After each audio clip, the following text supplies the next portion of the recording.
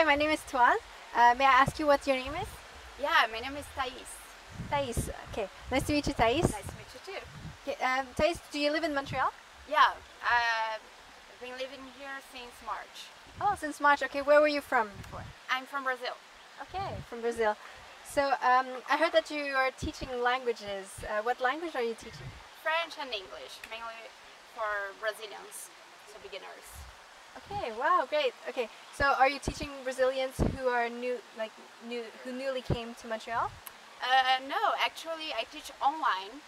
So I teach Brazilians still in Brazil, some of them interested in coming to Montreal.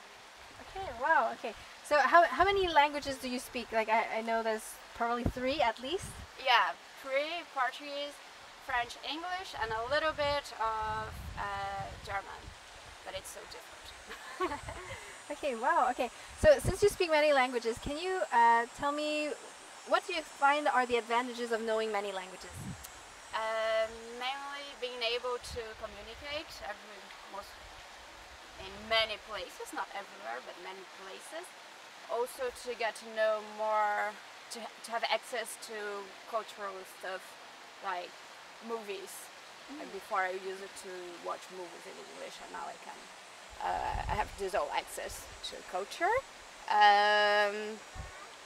Yeah, and I guess it's really rich for the brain to, I don't know, to make different connections between words, between ways of thinking.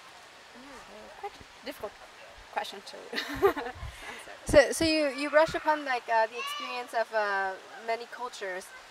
Since you've been in Montreal since March, what do you find is the most how was your experience of the multiculturalism in Montreal, and what do you like about it?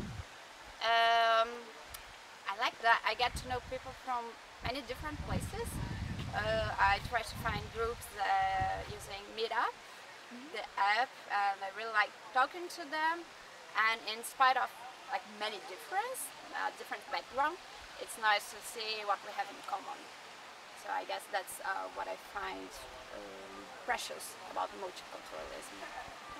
Wow. So have you been on a lot of meetups about languages? Yeah, not only for language, but also for hiking, and you get to practice your language, the language.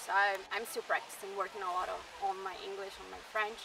So not even if you go to different activities, you're always practicing, and it's a very good activity to remember because you're living. So you're going to associate new words you saw with that special moment you lived.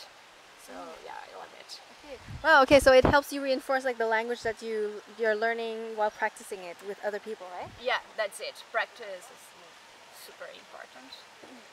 So since you're learning languages through other activities, can you tell me what do you find the most challenging about learning a new language? That's a good question. I guess it's really challenging to have humor, a sense of humor in another language. First, because you have a different background, so you will use reference to different stuff, and it may not work. And also because it takes a lot of improvisation and using words in different ways. So that's the most challenging thing for me. Okay, wow, that's really interesting. This is the first time that I heard about the humor, and it's true that it's not something that we often think about, right? Yeah. Like, I mean, if you need new people, you want to be a funny person, and yeah, I guess it takes a lot of language for it. Would you say that humor is a different practice for the brain compared to, like, let's say, grammar, pronunciation?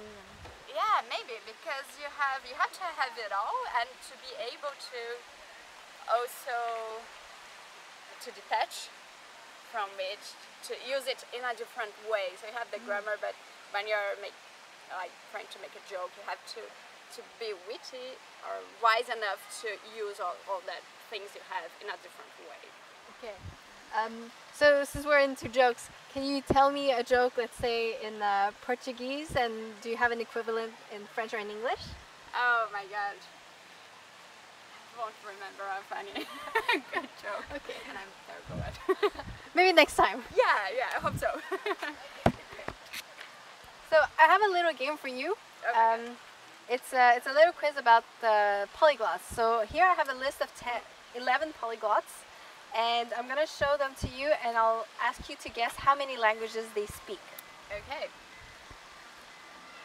So you can just go by order from left to right, and then up, and then the second line after. So it's just looking at their faces, I have to guess how many languages they speak. Yes, and then I'll show you after. Okay. So the first one, yeah, he seems intelligent. Maybe 8. Okay. 5. So I'll just say the numbers. Yes. 5. 6. The little girl, I'll give her 7. 14. 5. 6. Another person. 10. 8. And 6. 8 here, and then 6 here, and the last one. Okay, the 2. Yes, the 2. So 8 for those and 6 for him. Okay, so are you ready for the big reveal? Yeah.